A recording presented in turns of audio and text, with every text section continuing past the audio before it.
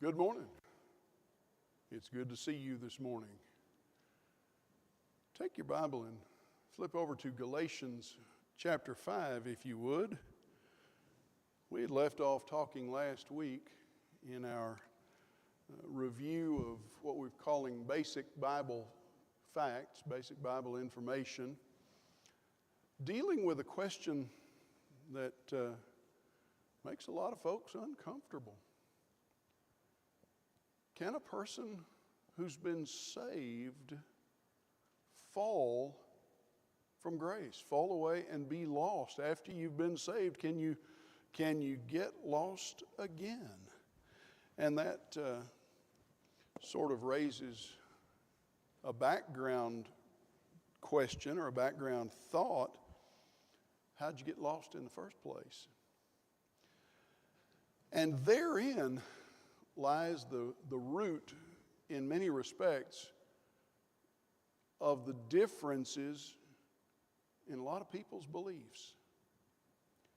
Because there are basically two schools of thought with respect to being lost in the first place, and essentially two schools of thought with respect to whether or not you can be lost once you've been saved. And there's a connection on each side of both of those schools of thought, if you will.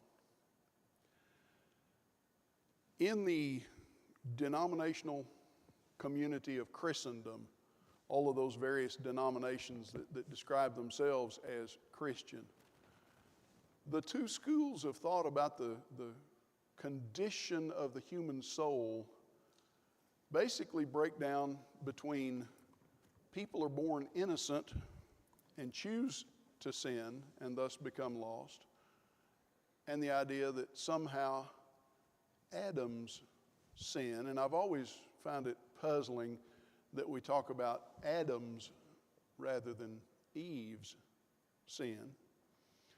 But the other school of thought is that somehow the guilt, the stain of Adam's sin in the garden, eating the forbidden fruit, somehow that is passed on in the character of all people born since then.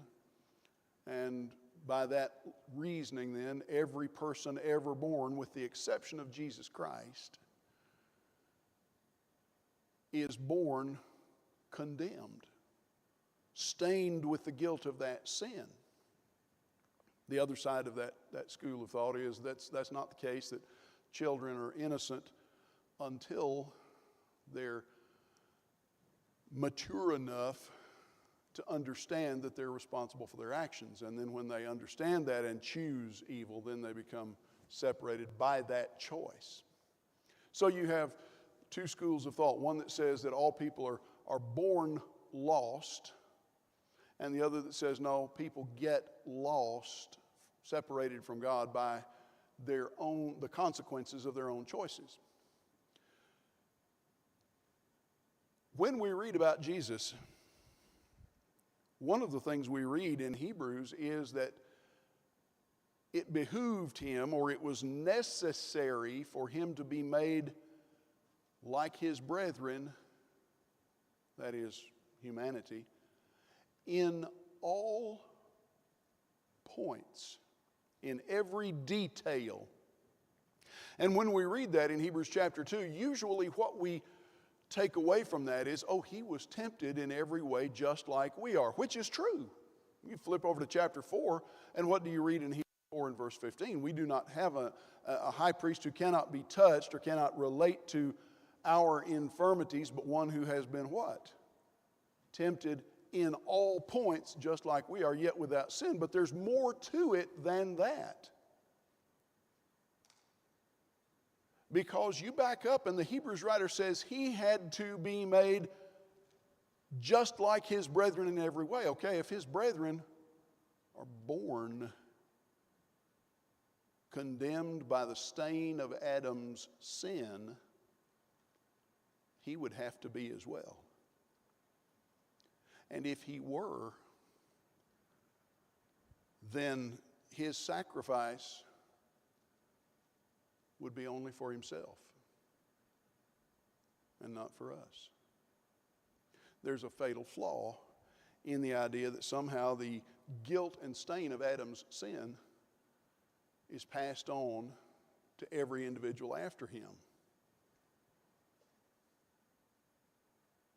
Never mind that Ezekiel so long ago wrote in Ezekiel chapter 18 verses 4 and 20, and Isaiah echoed the thought also, and several other of the Old Testament prophets, that the soul that sins, it shall die. In other words, you have to sin in order to be condemned. Somebody else can't sin for you. But that's the essence of the idea of Adamic sin. Well, flip over to the other side of that coin. Okay, once I am saved, can I get myself unsaved? Well, the school of thought that says, oh, you were born stained with sin, you were a little moral rattlesnake at birth, separated from God because of what Adam did so many years ago, approaches this and says, okay, once God saves you, there's nothing you can do about it. You're saved and you can't ever get lost again. But the other side of the coin, the other school of thought that says, no, every person is accountable for himself, herself, and is not separated from God. By the way, what did Jesus say about little children? Suffer the little children to come unto me and forbid them not, for of such is the kingdom of heaven. The other side of that coin says, if I'm responsible for my own actions, the consequences of my own actions, then when I am saved, the onus, the burden is on me to continue to walk with God, lest I be separated from him. And what does the Apostle Paul write to the Corinthians? I buffet my body, we talked about this last week, and bring it into bondage, lest after that I have preached the gospel to others, I myself should be what? 1 Corinthians 9 and verse 27. Newer translations say disqualified. The King James, the American Standard Version, say cast away, discarded, separated from God.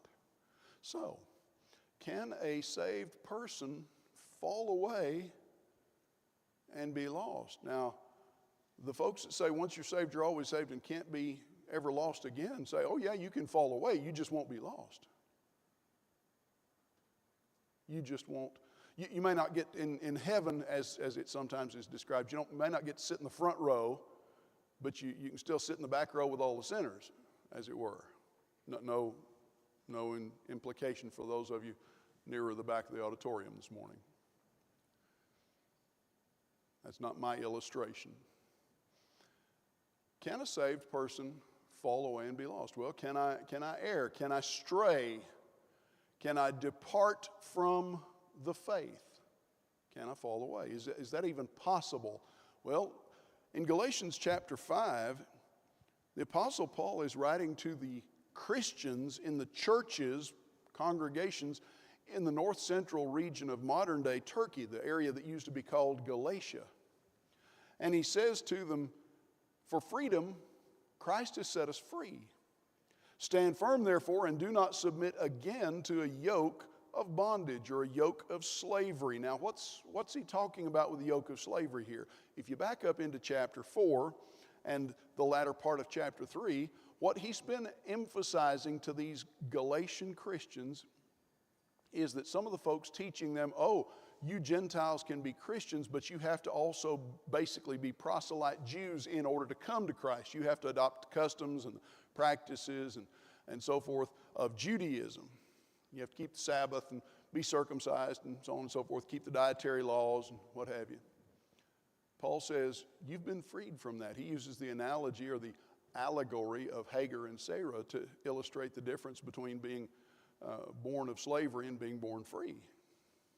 And he says those born of Hagar, born of the law in this case, or under slavery, under bondage. So he says, for freedom, Christ has set us free. Don't submit again to a yoke of bondage. You've been emancipated from that, so don't go back to it. I, Paul, say to you, if you accept circumcision, Christ will be of no advantage to you. I testify again to every man who accepts circumcision that he's obligated to keep the whole law. It seems that in the reasoning of some of these folks that were trying to bind parts of Jewish practice on Gentile Christians, they were sort of picking and choosing the things that were most important to them. They weren't saying you have to keep the whole law. They weren't binding sacrifices and so forth, evidently. But they wanted to require some things. And Paul says, look, it's all or nothing. You can't be a halfway Jew and a halfway Christian. It's all of one or all of the other. I testify again to every man who accepts circumcision, he's obligated to keep the whole law. Now notice what he says in verse 4. You are severed from Christ. You who would be justified by the law, you have fallen away from grace. You are severed, cut off. Well, now, let's do a little thinking for just a second about that. What does something have to be in order to be cut off? It has to be on first, doesn't it? It has to be part of something in the first place. We've all heard the illustration, the story about the young bride who cooks the ham, and she always cuts off the end of the ham and puts it in the pan to cook. And her husband asks, well, why do you do that? And she, I don't know, Mama always did it that way. And she goes and asks Mama, why do you do that? And she says, I don't know, Mama always did it that way. Granny always did it that way. Granny, why do you do that? Well, because my pan was too small to hold a whole ham. What happened? That end had to be cut off in order to fit the pan, but it had to be part of the ham in the first place in order to be cut off. Paul is saying to these Christians that you can't have it both ways. You're in or not. You're part of the body or you're not. Can a Christian fall? He says, you have fallen from grace. You've become estranged from Christ. You're separated from Him. Well, go on to 1 Timothy chapter 4 and look at the first 3 verses there and notice what Paul writes to Timothy about these folks. He says of some of these individuals that are in view here that they departed from the faith. Now the Spirit expressly says, Spirit saith expressly that in the latter times some shall depart from the faith, or some will depart from the faith, giving heed, paying attention to seducing spirits and doctrines of demons. Yes, ma'am. Okay.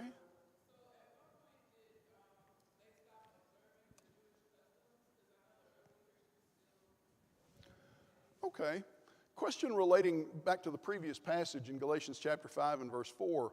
At what point did Christians stop observing Jewish customs? Some of them, those of Jewish background, probably continued practicing customs the balance of their lives. Let me ask you a question.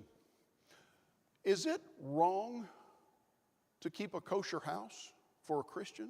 Now, kosher means clean, and in the Jewish perspective of that, you don't do things like combine dairy products and meats together. It's an interpretation that says, from the passage, don't see the kid in its mother's milk. So you don't, in Judaism, you don't have a cheeseburger. You keep them separate, and a kosher household, a really observant kosher household, will even have one set of dishes for dairy products and a different set of dishes for meat products. So that there's no possibility of cross-contamination, you might say. And there are a number of other things like, can you do that if you want to in your house? Sure. And some of those Jewish Christians probably continued in that without fail the balance of their lives. But is it an article of gospel faith to do that? No, it's not. There are a number of other things. At the risk of bordering on the edge of being indelicate, is circumcision required for little baby boys? No. But would Jewish Christian families probably continue to have their boys circumcised? Most likely. And maybe a lot of others as well. There are some other benefits associated with it, but it's not an obligation. Doing that, as long as it's not a matter of faith, it is a matter of utter indifference. I saw a hand a minute ago. Was it Hugh or Dale? One of you. Okay, Hugh, go ahead.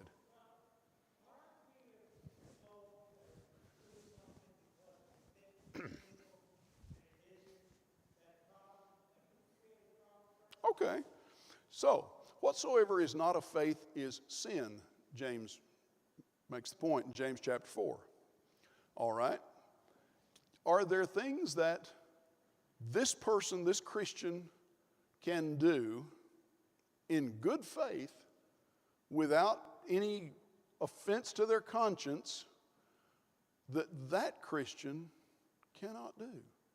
Well, both letters to the Corinthian churches deal with that to some degree. And in Corinth, what was the big issue that Paul addresses in both letters that was a stumbling block for some of the Christians there?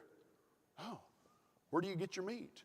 If you buy your meat in the shambles and it comes out the backside of a temple where it went in as a sacrifice to the idol, and you go to the meat market that's on the back step of that temple and you buy that meat, oh, you're guilty of worshiping that idol. And Paul says, no, you're not. Now, if you used to be an adherent to that idol temple, and you can't in good conscience participate in eating meat that was bought in that meat market because that's your background and it bothers you and you feel like, then don't do it. If meat causes my brother to stumble, what did Paul say? I won't eat meat anymore. But what's the motive there? Not because eating that is sinful. The motive is so I don't cause my brother to sin. I don't want to offend his conscience. I don't want to cause him to violate his conscience. Dale, go ahead.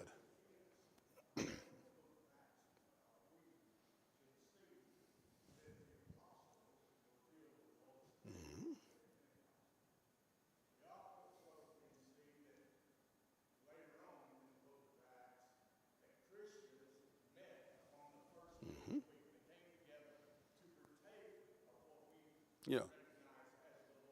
Yes, Acts 20 and verse 7.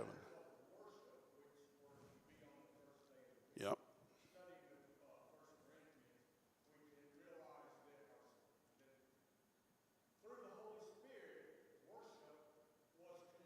Mm-hmm. So actually, on the day of Pentecost, those things ceased. Now, some of the Jewish customs Exactly. would have continued, but as far as worship and what was important, it's just like us today. To use an instrument in worship on the Lord's Day would be wrong. To use an instrument to sing praises to God on Monday would not be wrong.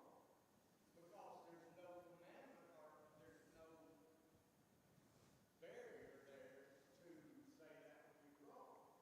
I mean, that would matter on opinion as you go forward. We would have some distinctions there, but I see your point there. Hugh, go ahead.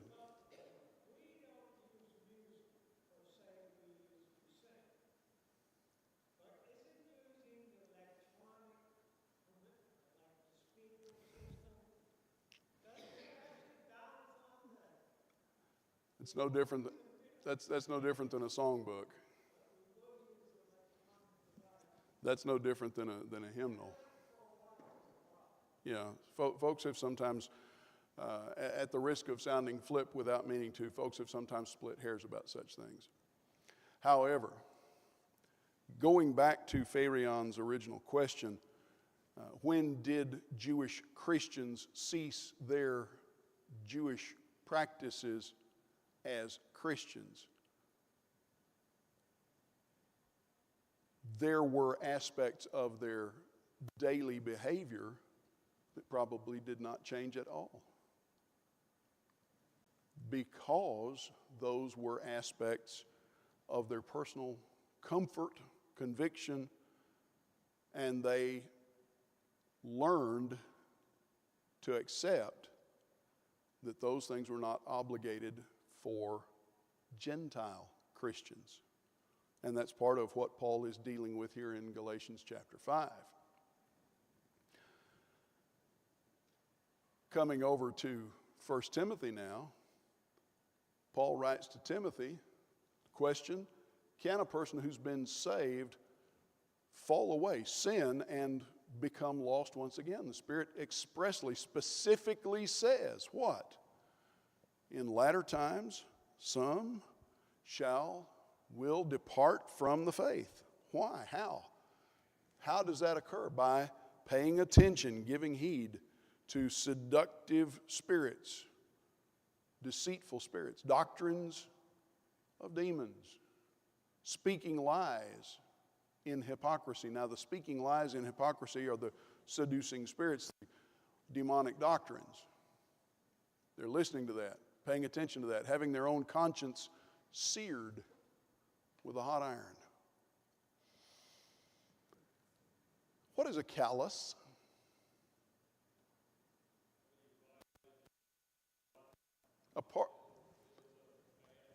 A part of your body that's used regularly, and the skin or the flesh on that spot thickens and becomes tough. You know what I don't do unless I just absolutely cannot avoid it? I don't ever go barefoot outside. You want the definition of a tenderfoot? Here I am. I don't go barefoot outside because I don't have calluses on the soles of my feet. I have some calluses on the edges and whatnot where my boots occasionally rub. But you know, when I was 5, 6 years old, I didn't think anything at all about going barefoot.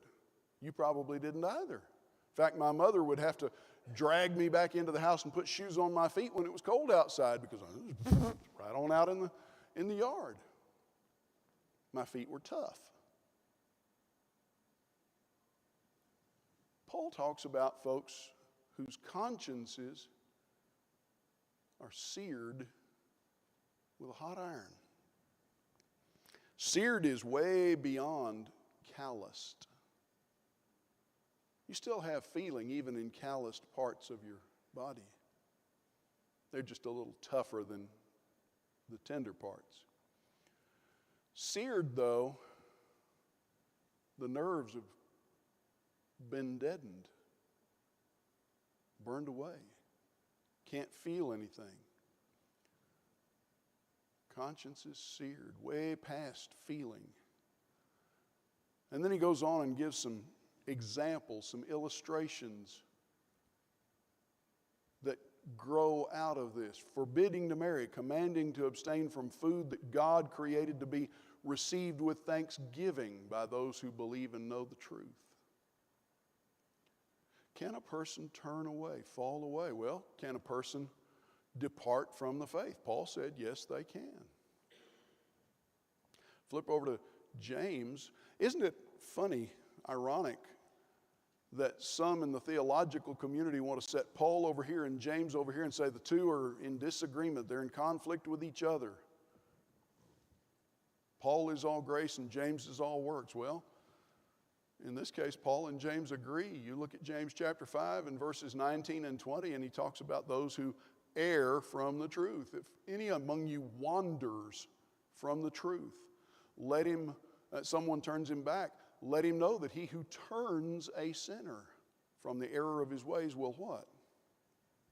Save a soul from death and cover a multitude of sins. And in this context, that sinner saved from death is not an alien sinner who is in need of gospel obedience to become a Christian.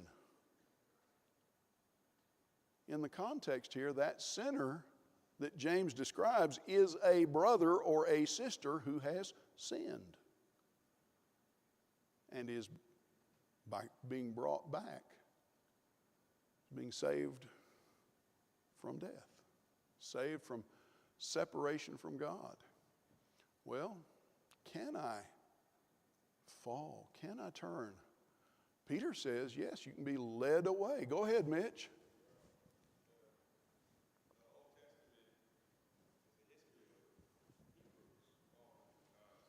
Mm-hmm. Okay.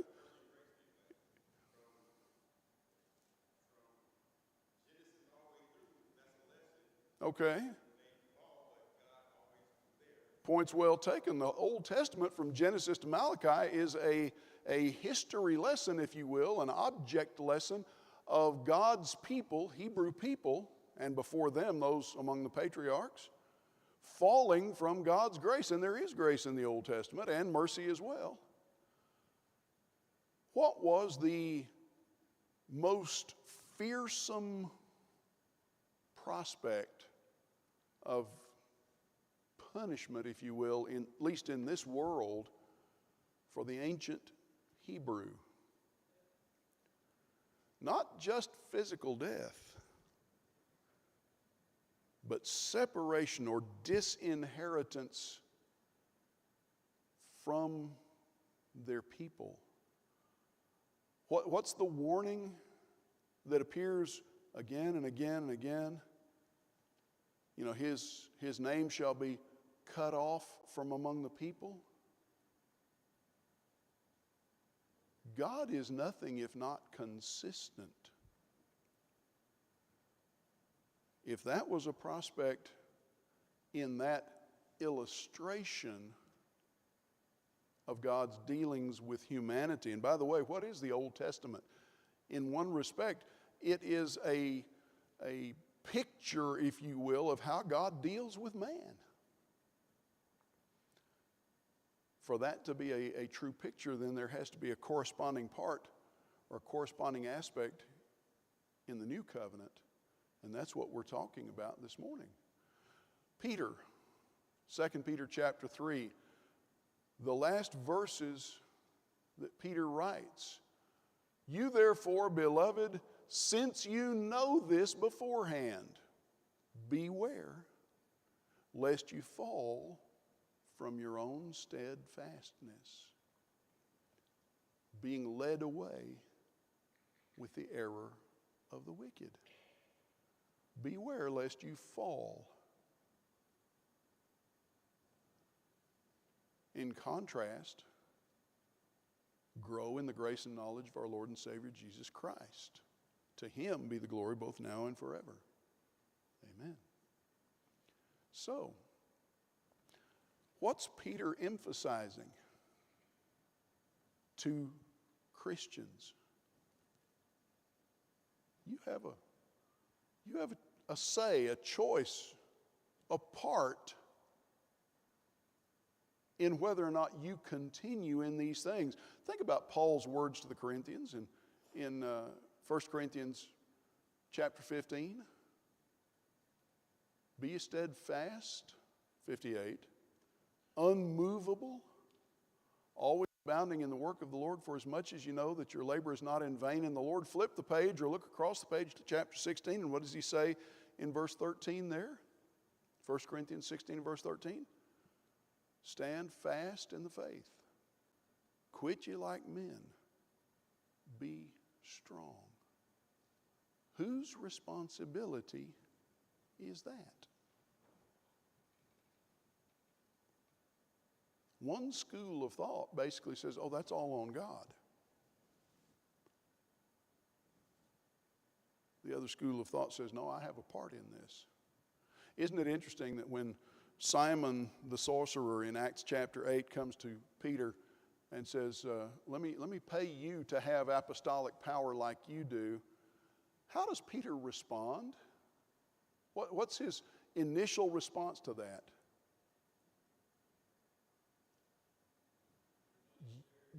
you have neither part nor lot in this.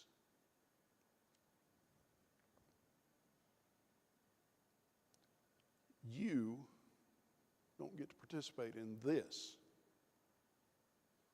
the individual. Well, what do I have to do if I am saved to get there, so to speak? Again, one school of thought says, oh, there's nothing you have to do. And yet, nowhere in the New Testament, nowhere in the Scriptures for that matter, do we ever find any inspired writer, any inspired person saying, don't worry about it. It's all taken care of. Sit back, take it easy. Jesus has taken care of everything for you. It's not there. Go ahead, Mitch.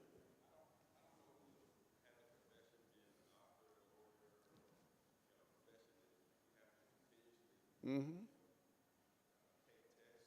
Well, you have a doctor sitting several rows behind you. And we don't have any lawyers, but we have plenty of teachers in the congregation. Yeah. Mm-hmm. Okay.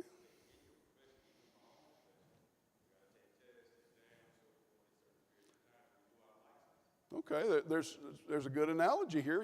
In many professions, it's necessary to maintain your accreditation, to continually learn, grow, etc. Be it doctor, lawyer, nurse, beautician, barber, what have you. You can't just say, oh, well, I learned that 76 years ago and I haven't learned a thing since. I don't need to know anything else. There are some folks in the world that have that kind of attitude. He's gone now, so I won't mention his name, but I knew a brother many years ago whose comment about studying the Scriptures was, I read the Bible through from cover to cover. And his attitudes and actions indicated that he'd never opened it again. And his statements pretty well indicated that. I read it. I don't need to read it again. What do I have to do? Isn't it interesting, in a context where Jesus and his disciples are discussing what to them would be perceived as the end of the world, and Jesus is actually talking about the end of Judaism, he says, he who endures to the end will be saved.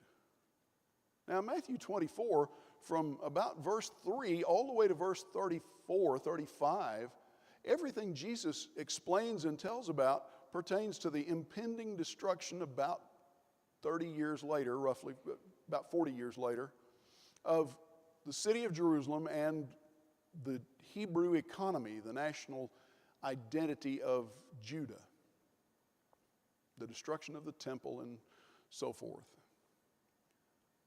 But he says to the disciples in the middle of this, he who endures to the end shall be saved. What's he doing? He's pointing them to the fact that from a national, physical, material point of view, there can be life for them after their world is destroyed. Now, he goes on after that and says, beginning about verse 36, of that day and that hour, speaking of final judgment, the end of time, no one knows but the Father only, not even the Son. And he says there won't be any signs given for that. All through the first part, he says, here are signs, signs, signs, signs, signs. Look for this, look for this, look for this. When you see this, get out of town.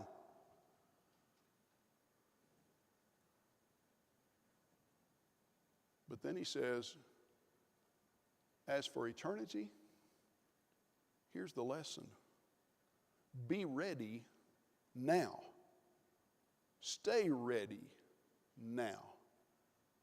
And then when doesn't matter, because you're ready. Endure to the end. Paul writes to the Galatian Christians in Galatians chapter 6, and he says in verse 9, do not be weary. Don't let yourself become worn out in well-doing.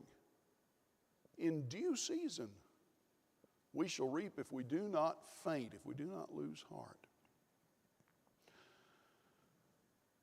Have you ever wanted to pray, Lord, give me patience, and I need it now?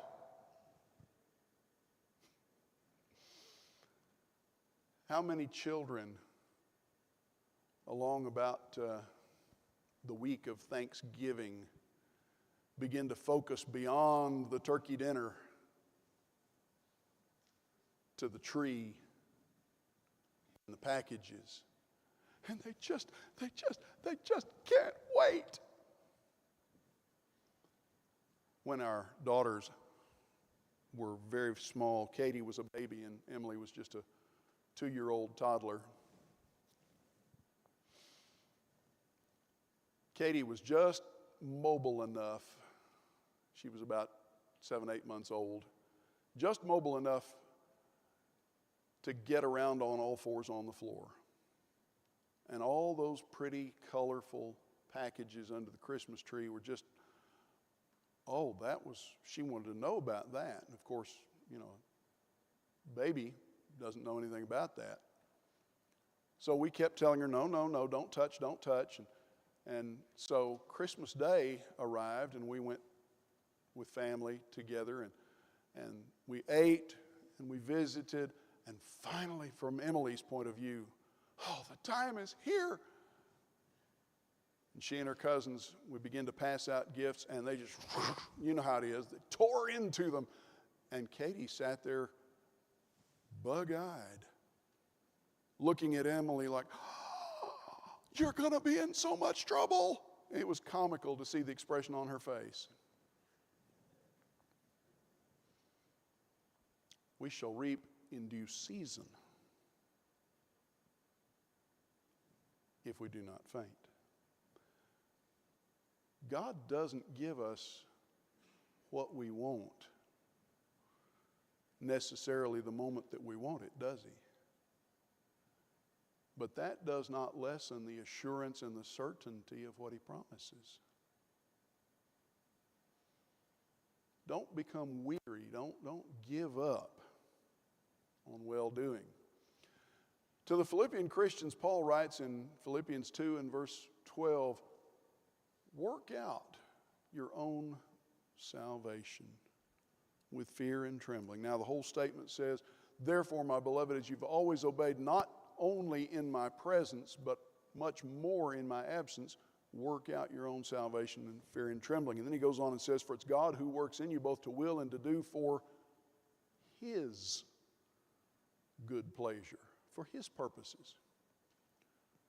God is accomplishing in us what he wants to see come to pass.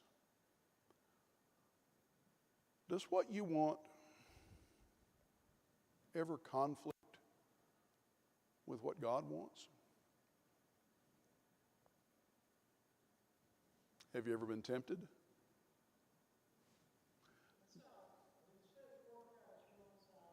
Okay.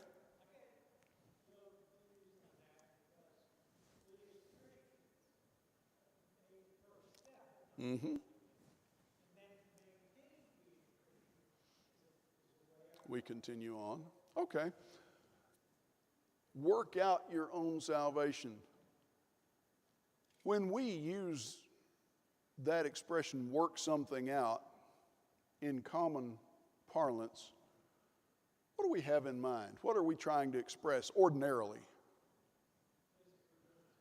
Physically doing something, or maybe before we get to that point, mentally figuring it out, work it out.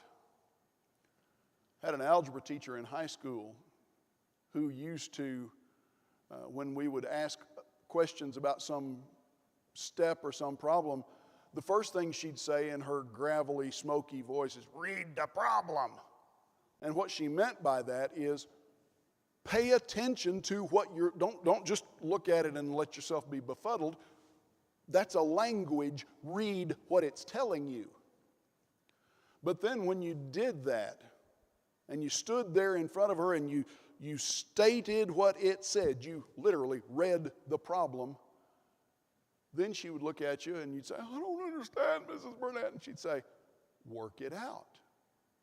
And what she meant by that is follow the steps that it tells you to do. But when we think of working something out, what do we usually think of? Figure it out. Well, that's not quite what Paul is saying here. There's an element of that in this. But what Paul is saying here is actually more in line with what Mrs. Burnett was telling us. Read what God is telling you. Do what God is telling you. Follow the instructions in a manner of speaking. Yes, ma'am, Miss Joan.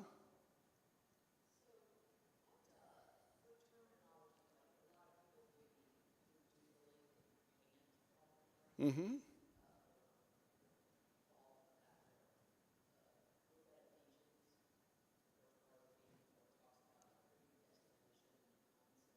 Okay.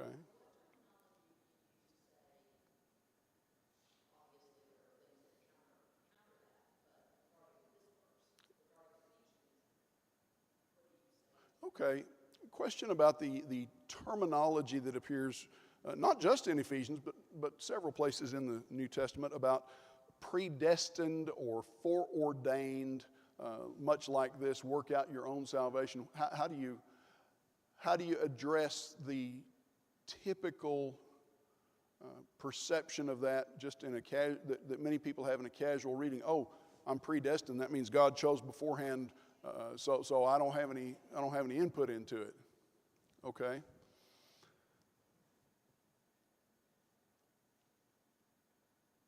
What do those words mean? Predestined or foreordained.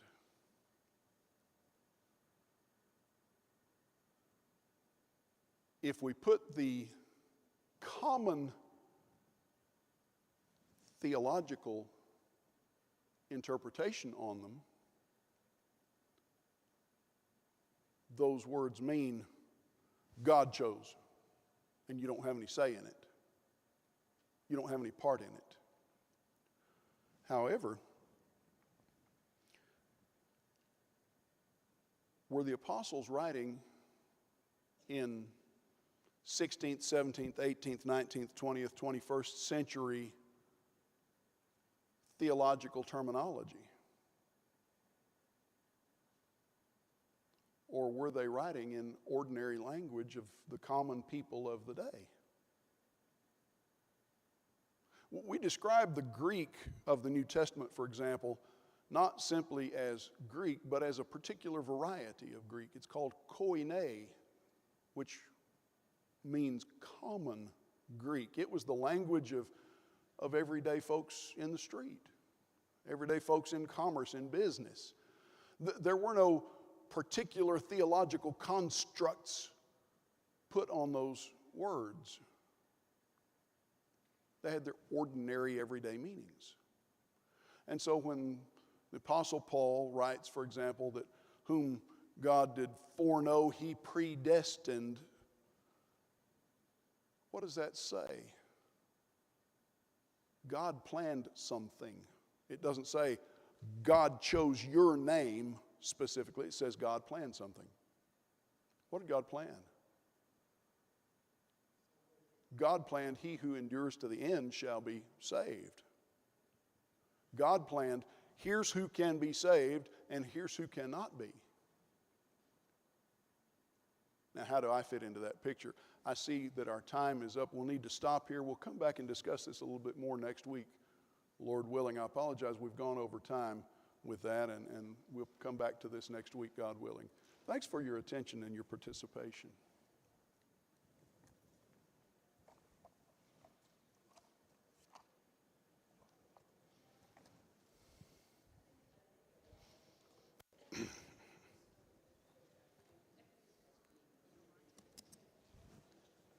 Always pops off.